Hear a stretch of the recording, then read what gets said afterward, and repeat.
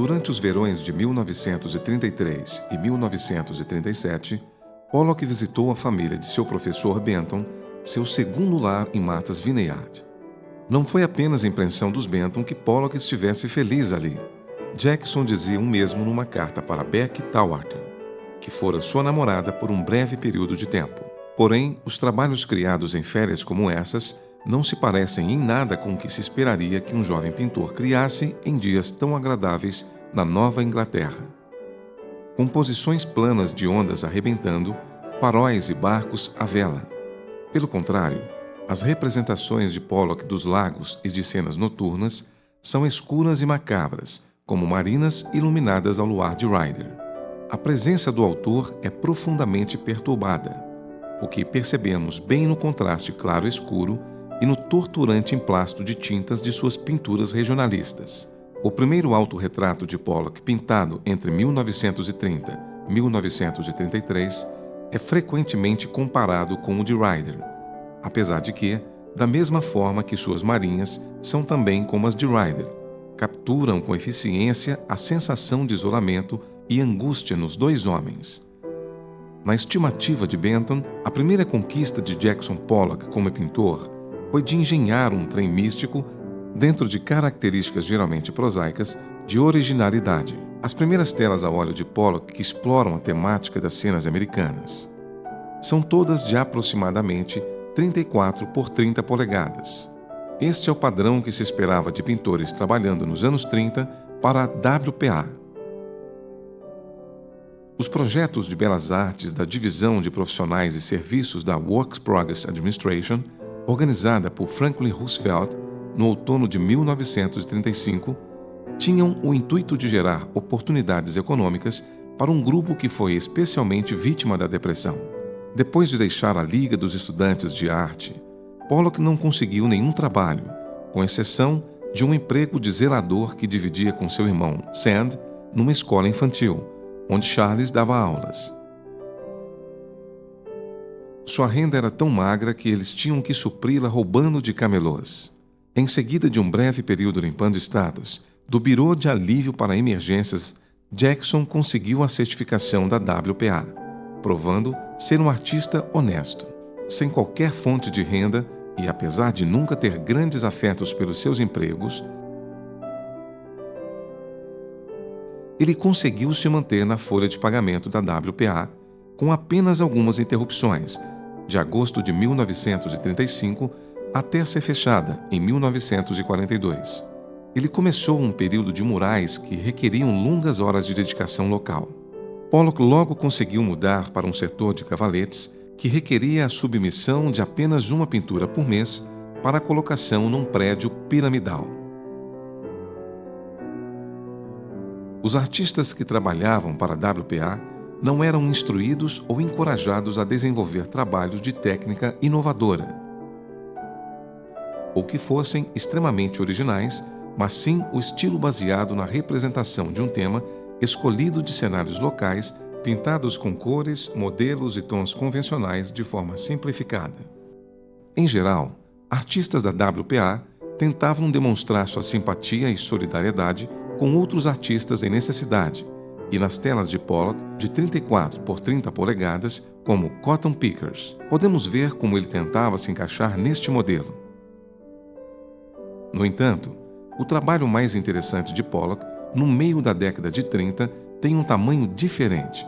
Os artistas da WPA podiam fazer o que quisessem quando não estivessem trabalhando para o governo. Livre de estruturas, Pollock podia permitir que seu temperamento dominasse suas outras pinturas, mas a maior parte dos trabalhos desta época, como sua tela Going West, 1934-1938, ainda recai sobre ampla generalização do estilo regionalista. O que falta notadamente em Going West é a identidade de Benton na especificação de detalhes. Nesta obra, que descreve uma carroça das fronteiras puxada por mulas, os princípios ensinados por Benton e a admiração de Pollock por seu estilo são evidenciados de outras formas, mais claramente no modo que ele liga as formas de sua composição, que parece derivar de uma foto da família, de uma ponte em Cody, em um padrão bidimensional que dá saltos e retorna para si mesmo.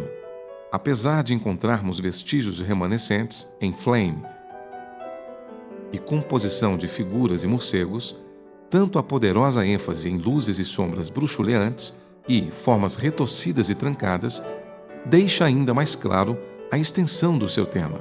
Mais uma vez, as lições de Benton não são esquecidas, apesar do interesse cada vez menor de Pollock por temas anedóticos. Pollock coloca em bom uso a exigência de seu professor de que alunos devem dominar a dinâmica das espirais. Outra composição sem título e pouco representativa do mesmo período é menos dependente deste tipo de manipulação, profeticamente consistindo de um caótico densamente fechada com pinceladas e uma paleta de facadas. Em julho de 1941, descrevendo uma nova pintura de Jackson como Birth, para seu irmão Sand, Jackson finalmente se livrava do manto de seu professor. Ele agora desenvolvia trabalhos que eram criativos na mais genuína expressão da palavra, relacionadas a Max Beckmann, Orozco e Picasso. Apesar do trabalho que ele e sua esposa tiveram ao tentar cuidar de Jackson, Sand conclui esta carta com um prognóstico otimista. Estamos certos de que, se ele conseguir se reerguer, sua obra será de grande significância. Por exemplo, na obra quadridimensional Composition with Ritual Sin, tal sacrifício é propiciado como também inclusos em Dartmouth. Pollock elabora sua fascinação pelo uso dos mexicanos de temas brutais ou de violência controlada. Surge de um passado mais primitivo que Pollock estivesse extremamente interessado no cenário criado na tela Naked Man, que pode ser comprovado por duas telas menores que parecem ser estudos que evoluíram para esta tela. Numa destas, em guache, a figura que aparece é claramente feminina, apesar de muito diferente de Naked Man with Knife. Há mais 3 telas realizadas no período entre 1938 e 1941 que também parecem surgir de uma imersão de Pollock no mundo de Orozco, com as serpentes de Quetzalcoatl. Ele faz das serpentes a balsa que o salvou, sendo que os astecas aparecem de forma proeminente nesta obra. Composition with Serpent Mass, Circle, e Composition with Woman. Foram pintadas com cores intensas remanescentes da arte folclórica indígena, tanto mexicana quanto americana.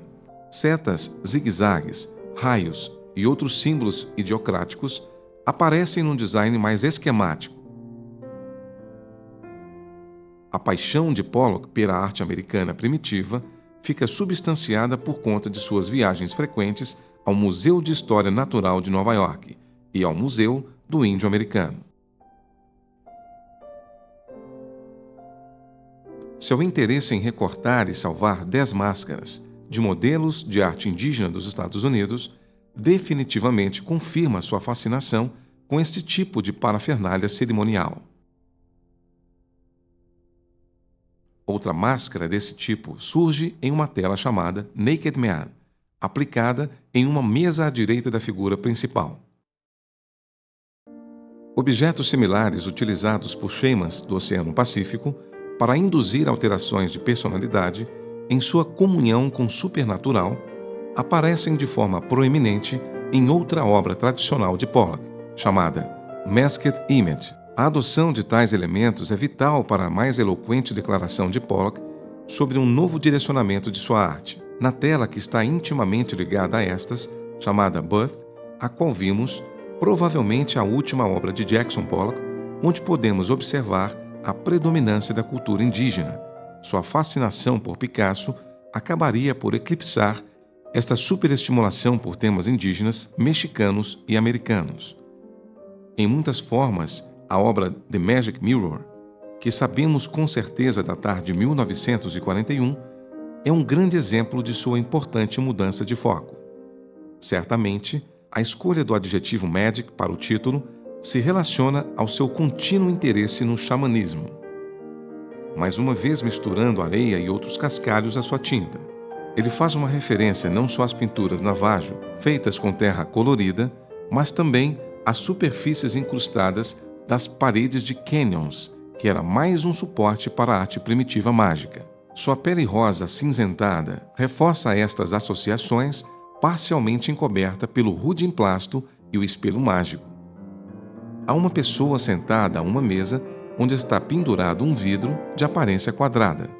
Uma série de objetos indistinguíveis estão sobre a mesa, enquanto a cabeça da figura está totalmente escondida, sendo necessário ao observador encontrar outras pistas para distinguir seu sexo, e um de seus pés apresenta contornos de uma grande pata. Vista nos xamãs de Pollock, por conta de seu título e sua configuração genérica, esta tela foi comparada à obra de Picasso, Girl Before a Mirror, tela datada de 1932, que dificilmente foi um modelo para Pollock.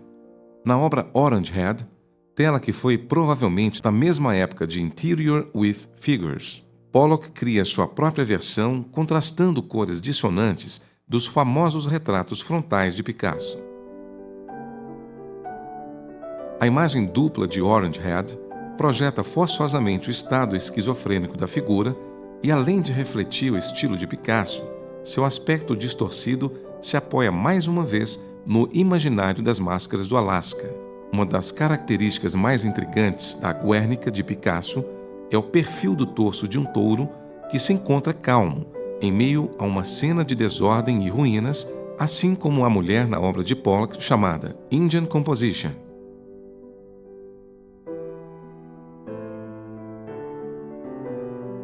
A confusa imagem de figuras entrelaçadas em Man, Bull, Birds, outra tela de Pollock. Menos de 4 anos depois que Picasso pintou Guernica, é extremamente remanescente da fase inicial desse artista, num arranjo tático e centrífugo, apesar de que os longos chifres do touro lembram mais a figura utilizada por Orosco para representar Zeus na tela Chaos and Gods, um painel lateral para a obra Prometheus.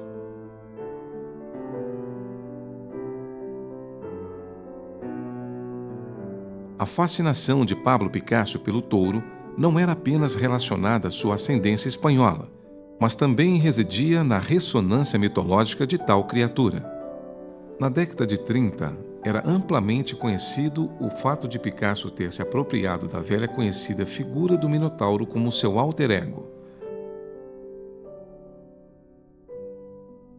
Não podemos ter certeza sobre quando Pollock teve acesso, mas a primeira edição do jornal surrealista francês, chamado Minotauro, fazia parte de sua biblioteca quando ele faleceu.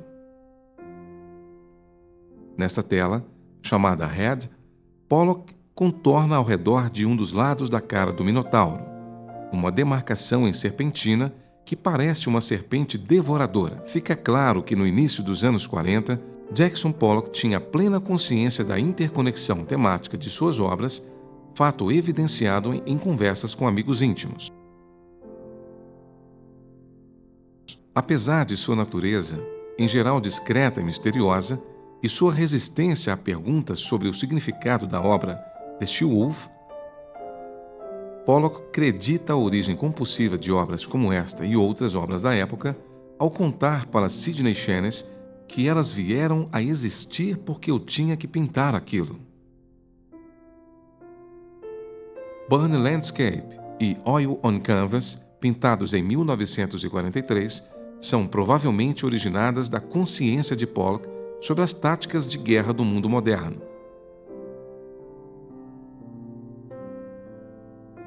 Uma anotação sem data, com a letra de Pollock, encontrada em seus arquivos após sua morte, pode ter sido escrita nessa mesma época, expressa com vivacidade a direção que ele começava a buscar durante a guerra.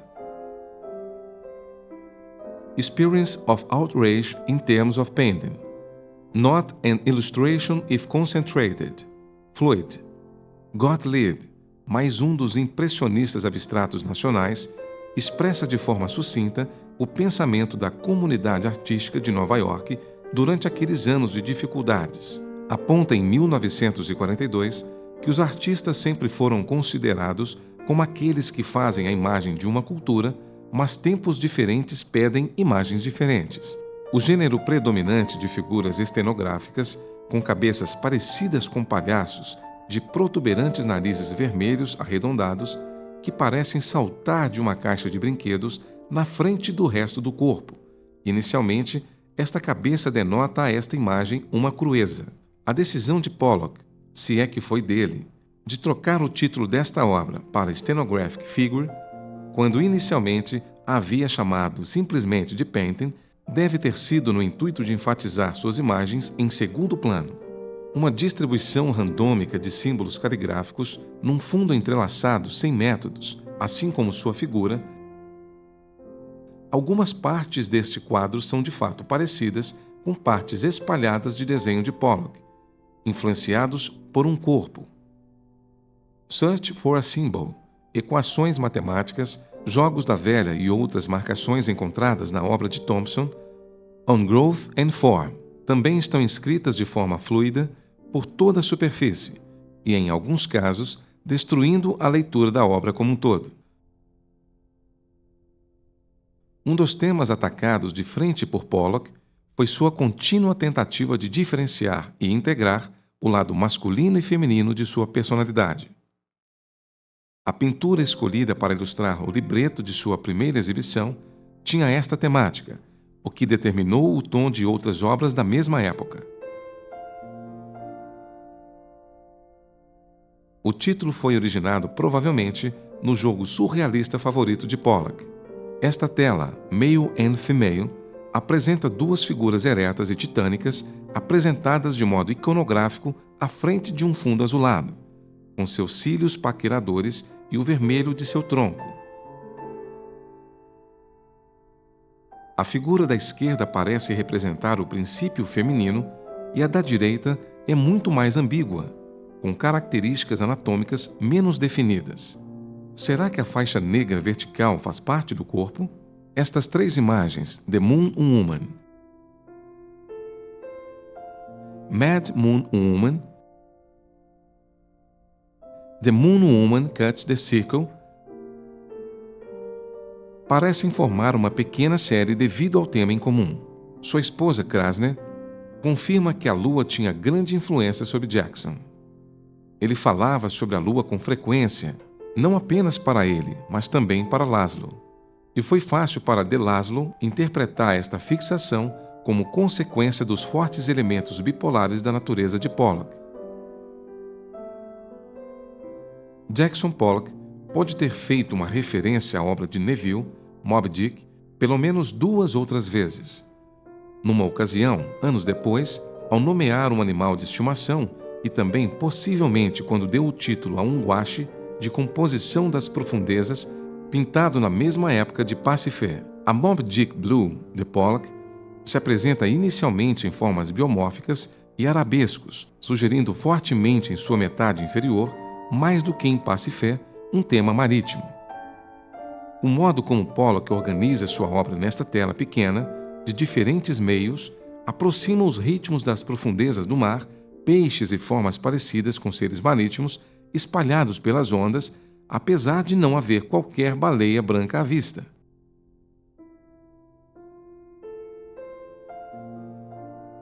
Não parece haver qualquer paralelo entre Blue Moby Dick e Pasiphae.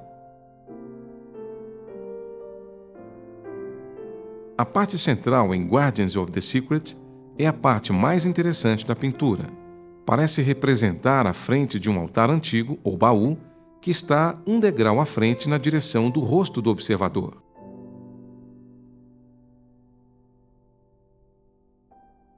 Pollock cobriu esta área com hieróglifos, sugerindo civilizações antigas, propondo que o quadro deve conter a mensagem secreta do título e que é feita para os olhos daqueles que os guardiões permitirem acesso. Para sugerir que este seja o segredo, no retângulo vermelho, Pollock combinou objetos de aparência arcaica, com muito poucas imagens passíveis de leitura, além destas, incluindo a bem definida figura de um peixe.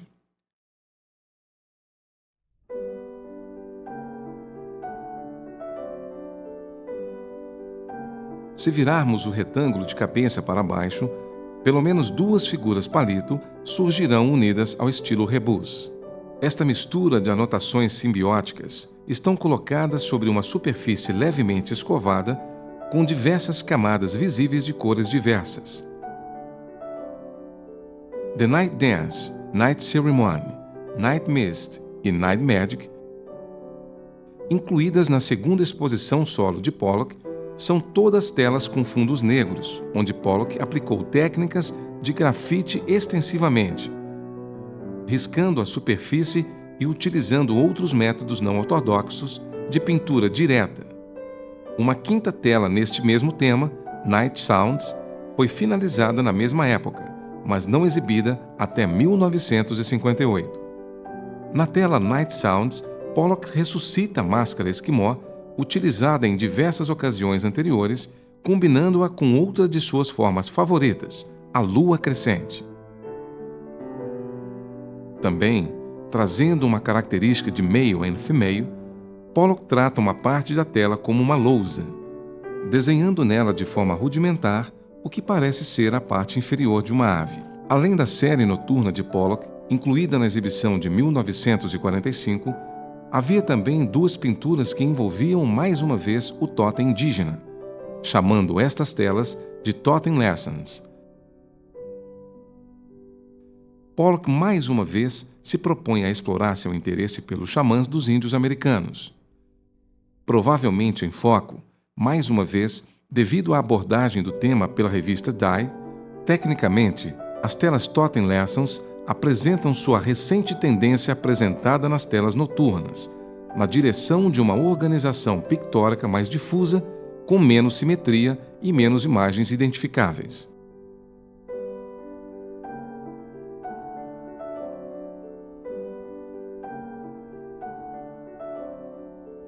Apesar de podermos perceber uma imagem de totem na tela Totem Lesson 2, na versão anterior, Pollock quebra sua forma de modo mais completo, espalhando-a sobre a superfície da tela. Assim como na tela Night Ceremony, não parece haver ponto focal designado em Totem Lesson 1. Não há um só lugar onde seus olhos possam repousar por mais de alguns segundos. Assim como na arte indígena que ele admira, parece haver apenas uma camada de espaço, e ele logo estendeu esse procedimento às suas telas a óleo.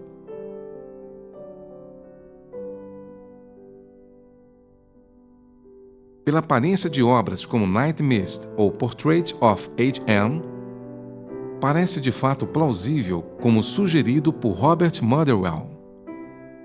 Que esta técnica destrutiva compulsiva tinha a intenção de exorcizar todos os traços de Picasso, cuja influência Pollock acreditava estar contendo seu desenvolvimento.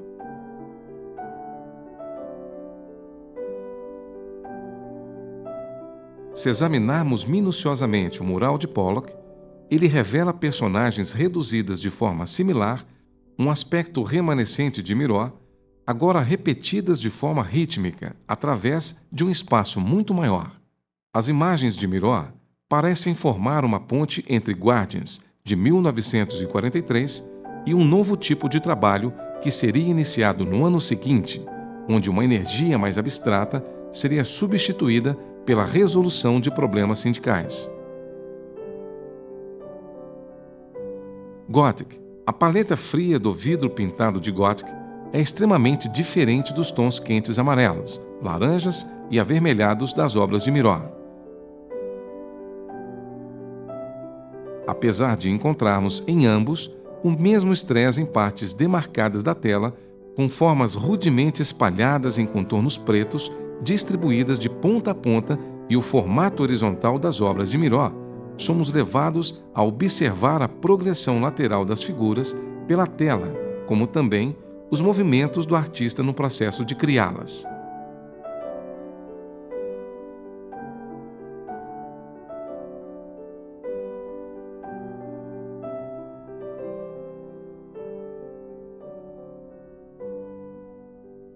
Na tela hoje conhecida como Composition Whispering 2, Pollock desenvolve redemoinhos de pigmentação verde, azul brilhante, preto, marrom e vinho para criar formas não específicas. Sobre isso, ele criou outra camada em amarelo e ainda outra de pingos pretos, em oposição às cores quentes de Composition with Pouring One, onde identificamos triângulos e outras formas saltam por baixo dos pigmentos pingados. Não há qualquer imagem perceptível nesta segunda tela do mesmo tema. Uma ausência de especificação similar caracteriza Waterbirds.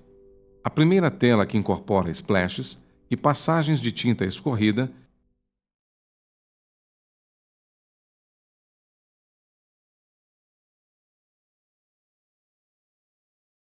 There Were Seven in Eight, uma obra grande, quase da metade do tamanho de um mural, é ao mesmo tempo mais compactada e mais livre em sua configuração como um todo.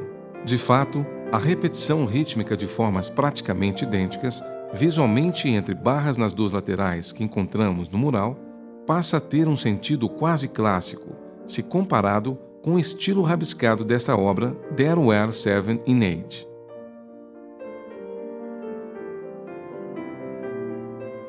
Esta tela demonstra a expansão máxima de Pollock, de sua automática desenvoltura em camadas lineares que inicialmente apareceu em suas gravuras, desenvolvidas sob a tutela de Stanley William Haley, algumas das quais apresentam as mesmas características dessa pintura, apesar de, notadamente, não apresentarem a técnica em camadas de ponta a ponta que possivelmente surgiu como consequência das composições de Masson.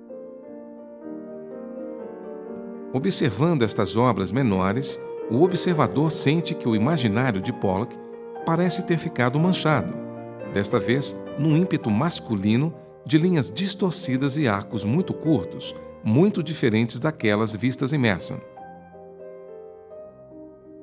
Na verdade, a configuração destas obras apresentam mais reminiscências da obra do expressionista russo Vassily Kandinsky, nas décadas de 1910 e 1920. Diversos desenhos de Pollock nos lembram as pinturas, os entalhes em madeira e os desenhos de Kandinsky, nesta nova âncora de marcas indicadas pelo espaço branco deixado entre alguns parâmetros.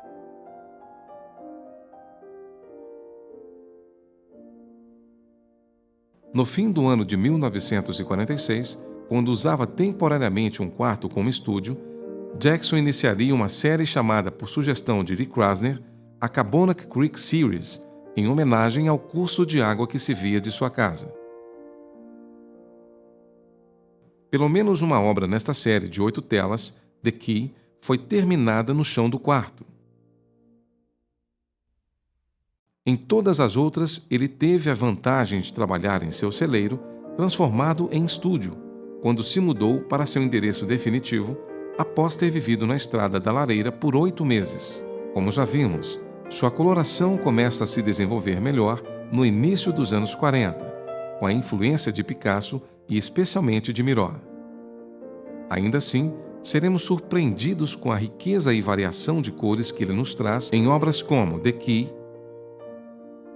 The Teacup e The Water Bowl, que, buscando um precedente visual, não encontraremos o trabalho de Miró ou Picasso, mas sim ao trabalho anterior ao fauvismo de Matisse.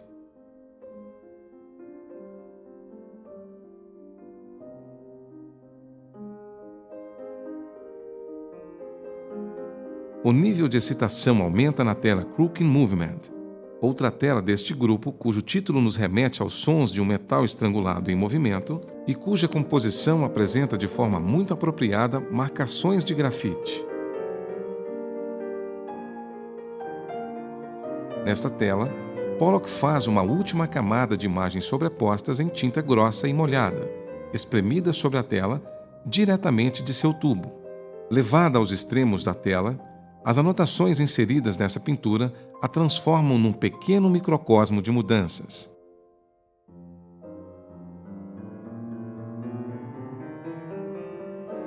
Aqui, Pollock tira vantagem de sua especialidade, num aspecto físico de seu talento se comparado às telas de Cabonic, chamadas Eyes in the Heat, e Earthworms em particular, elas ficam deselegantes e até perturbam o ritmo vigoroso e enérgico da série The Grass, que buscavam evocar a vida íntima da natureza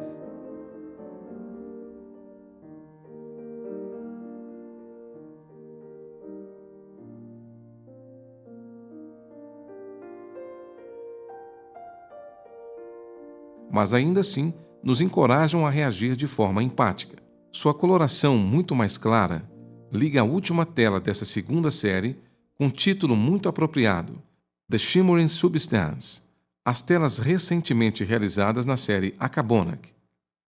A composição desta tela apresenta pinceladas arqueadas quase similares, sobrepostas sobre um fundo ligeiramente mais escuro, o que também acontece em Eyes in the Heat, onde pequenas órbitas aparecem por trás de semicírculos gerados por repetidas rotações dos pulsos de Pollock. Na obra Full Fathom 5, não só encontramos objetos colados sobre a tela, sugerindo tesouros enterrados no mar, mas que ajudam a criar um forte sentido tátil, com a construção enérgica de muita tinta, com camadas de cores diversas visíveis por trás.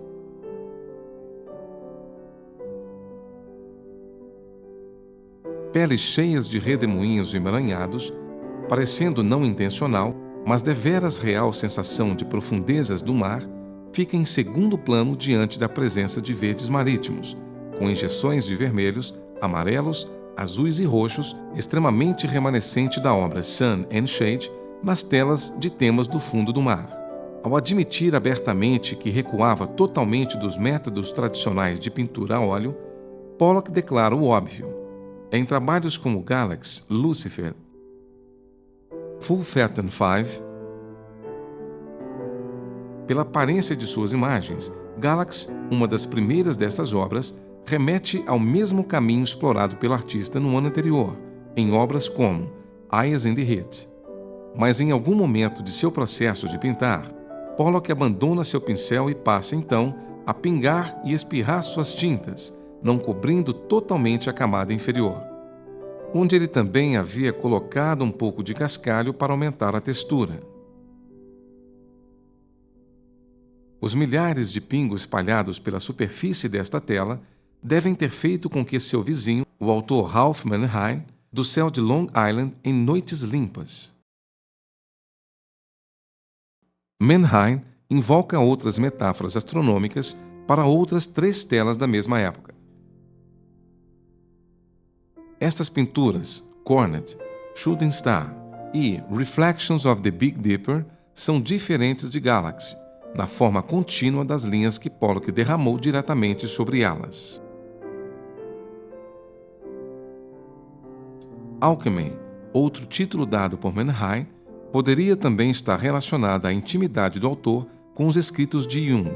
A publicação em 1936 do livro de Jung, Psicologia e Alquimia, havia causado grande impacto nos círculos analíticos e surrealistas. Neste texto, Jung explica mais amplamente sua teoria de que a individualidade é adquirida apenas com a combinação apropriada dos aspectos masculinos e femininos herdados pela personalidade humana.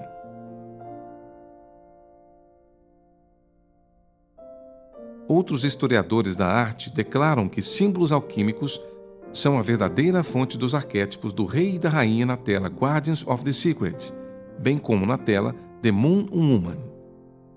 Também foi desenvolvido um elaborado estudo sobre a história alquímica, a raiz de uma pintura iconográfica de 1946, chamada de The White Angel. É possível que a esta altura, o termo romantismo tão usado aqui passa a assumir um significado maior. The Development of the Fetus, a coincidência entre representação e ação, ou a aniquilação desta representação em ação, constitui seu ato final, a verdade final sobre a concepção e a existência que une a história e a natureza, passado, presente e futuro, no simples ato da criação.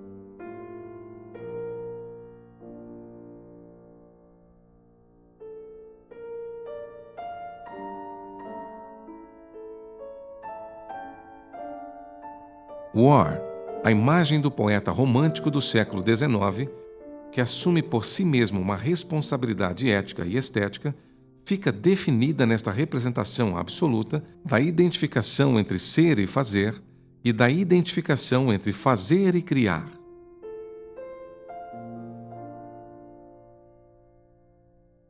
A única moral e, portanto, a única verdade reside no total envolvimento com sua própria criação, transformando a pintura e o ato de pintar numa intervenção constante da realidade.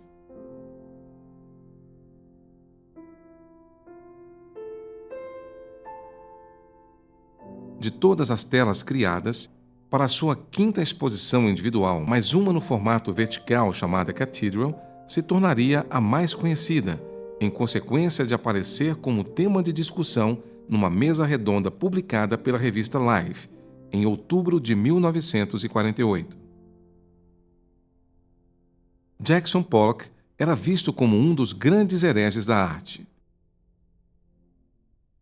A mesma falta de formas recriminada por Huxley era considerada por Rosenblum como místico e espiritual, em sua natural beleza de tirar o fôlego.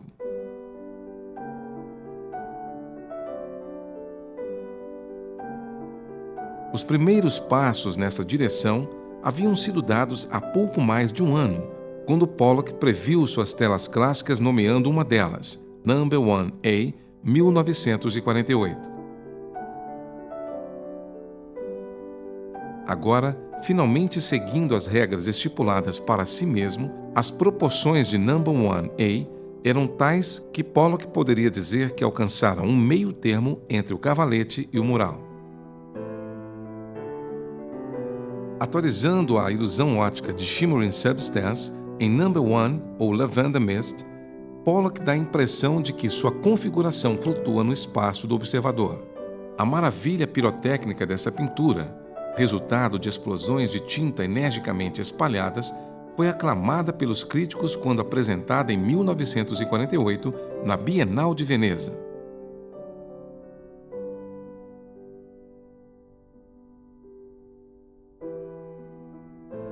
Podemos visualizar aqui o estágio inicial de One Number 31, ao compará-la com uma pintura do mesmo ano, uma obra chamada de Number 32. Mesmo tendo sido realizada anteriormente, a numeração de Pollock de fato não era sequencial. Provavelmente pelos mesmos motivos de se recusar a ser fotografado. Pollock decidiu parar este trabalho no estágio que geralmente usava apenas como base e que era apenas uma teia preliminar de linhas pretas. Examples: Number 13A ou Arabesque. Wooden Horse. Number 26A ou Black and White.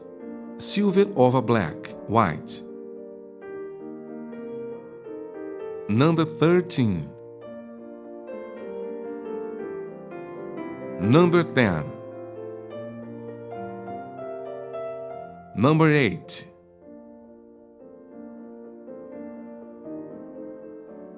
Number 3, ou Tiger. Enchanted Wood. Provavelmente, o melhor exemplo para ilustrar essa tese é Autumn Rhythm, Number 30, 1950. A última de suas telas avantajadas com técnicas de derramamento de tinta, virtualmente do mesmo tamanho que o One, Number 31. Fotos tiradas de Pollock ao pintar Autumn Rhythm mostram um homem totalmente absorvido por sua obra. O novo filme começa com uma série de sombras surpreendentes que, numa tela anterior, Summertime Number 9A, 1948. Uma tela horizontal utilizada por Otto Neumann como fundo para o retrato temperamental do artista em vida é executada de forma lenta, de forma que parece flutuar em frente ao observador. O trabalho desenvolvido por Pollock com o nome Film é o Number 29, White Cockatoo. Nesta densa e nervosa composição, sua colocação de formas foi menos balanceada. No final dos anos 40, Pollock realizou algumas tentativas experimentais de descrever formas diretamente com tinta derramada, mas o resultado, como podemos observar na obra Triad, de 1948, foram desengonçados e repetitivos. Ele sabia que deveria encontrar um meio mais radical, e o que ele encontrou foi a ideia de retirar em vez de adicionar, a fim de criar uma área que representasse uma figura. Cutout figure.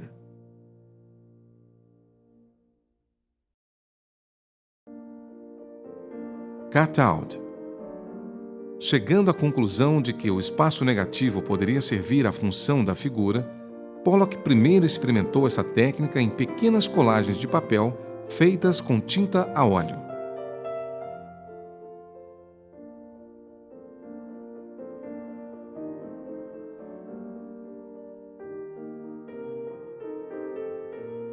Na obra Number 7, Out of the Web, ele é visto montado sobre a parede do estúdio. Parecendo finalizada, com sua superfície intrínseca intacta, a espessura desse trabalho extremamente grossa, devido a um número atípico de camadas, parece ter deixado Pollock em dúvida sobre seu sucesso. Ele deve ter concluído que a única saída para salvar sua obra fosse aplicar a técnica das colagens recortadas. A primeira mudança é técnica. Esta obra, Portrait in a Dream, a única destas telas que lhe deu um nome foi pintada a óleo, não em esmalte, e incluía a cor. A segunda mudança é formal. O tamanho da cabeça foi ampliado, eliminando a necessidade de um terceiro elemento sobre ela. E a terceira é psicológica. A face não é de Krasner, mas não se consegue identificá-la. Quando lhe perguntaram quem era, Pollock disse ao marido de Elizabeth Wright Hubbard: "Este é o meu retrato, não percebe?" Ao mesmo tempo em que ele realizava suas grandes telas de desenhos semi-realistas, Pollock continuava a praticar uma técnica totalmente abstrata, em formatos mais modestos. Nas superfícies de Number 10, 1952, também conhecida como Convergence, ele iniciou a obra com uma grande composição negra derramada, mas então, em cima da bagunça criada, ele adicionou espirais de tinta grossa e fina, nas cores branco, amarelo claro, vermelho e azul, derramadas com uma mão pesada e nada estável. Ele permitiu que essas trilhas coloridas se fundissem, misturassem e se espalhassem.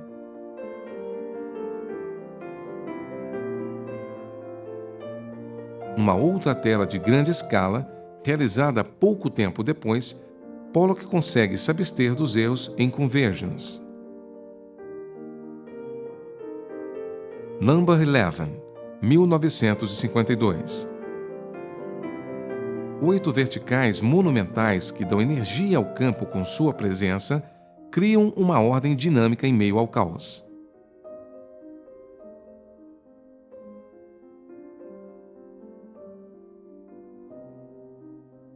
Number 25.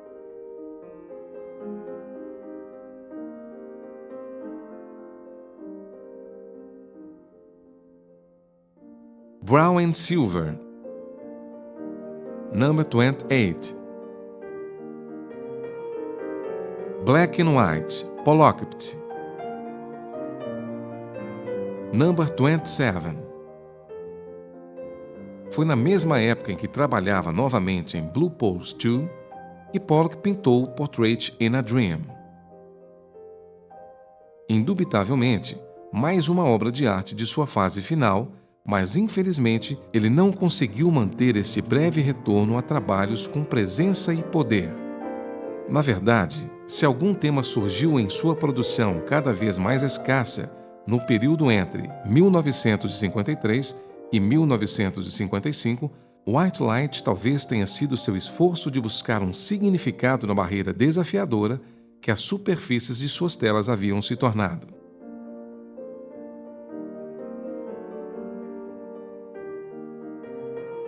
As cores encurraladas no espectro da base de Grey Rainbow, ou as partes de corpos que rodopiam em Ocean Grayness, são dois bons exemplos disso. Não é difícil imaginar que tipo de cataclismo ele esperava encontrar na beirada branca escarpada no centro da tela de Deep.